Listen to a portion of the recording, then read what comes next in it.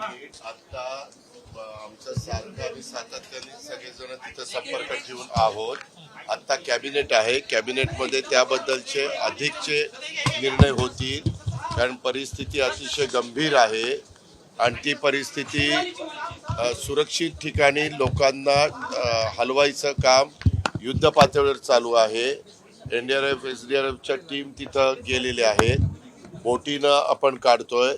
आता जायकवाडीमध्ये पण 1,00,000 क्युसेसपेक्षा जास्त पाणी सोडलंय, माजलगावमधनं पण 1,00,000 क्युसेसपेक्षा जास्त पाणी सुटलंय आणि त्याच्यामुळं असणारं सगळं गोदावरी नदीचं फ्री कॅचमेंट एरियातलं पाणी, शिवाय ह्या धरणांचं पाणी, शिवाय त्याला मिळणाऱ्या सिंदफणा नद्या, त्याच्या बाकीच्या उपनद्या ह्यांचं पाणी, त्याच्यावर तिथं मोठ्या प्रमाणावर आपल्या महाराष्ट्रातल्या वेगवेगळ्या भागातल्या शेतकऱ्यांचं अतोनात नुकसान झालेलं आहे. पिकं सगळी पाण्यामध्ये गेलेली आहेत, काही गावं पण त्यांना पाण्याने वेढलेलं आहे.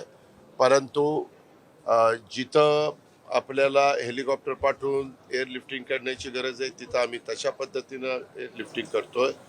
जिथं आपल्याला बोटी पाठवून त्यांना सुरक्षित ठिकाणी आणता येईल तिथं तशा प्रकारे आपण आणतोय. अनेक ठिकाणी जायला रस्ते देखील पूर्णच्या पूर्ण वाहून गेलेले आहेत आणि त्याच्यामुळं पाण्याची एकंदरीत पातळी कमी कशी होईल. कारण मला काही तासापूर्वी गिरीश महाजन साहेब बीड जिल्ह्याच्या परिसरात होते. ते एका ठिकाणी पाहणी करायला जाताना रस्त्यावर 5 फूट पाणी होतं आणि येताना 30 पाणी 7 फूट झालं.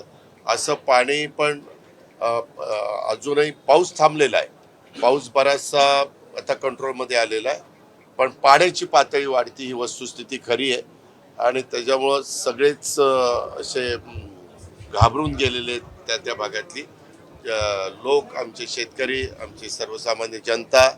मला सगळ्यांना आवाहन करायचं आहे की मुख्यमंत्री, उपमुख्यमंत्री, सर्व मंत्रीगण आजची कॅबिनेट मीटिंग झाल्यानंतर सगळे आपापल्या वेगवेगळ्या भागामध्ये पुन्हा दौऱ्यावर निघणार आहेत आणि अधिक गतीनं ह्या सगळ्या संकटातनं बाहेर काढण्याच्या करता ज्या ज्या गोष्टी कराव्या लागतील त्या गोष्टी करण्याच्या करता राज्य सरकार कुठेही निधीची कमतरता भासू देणार नाही.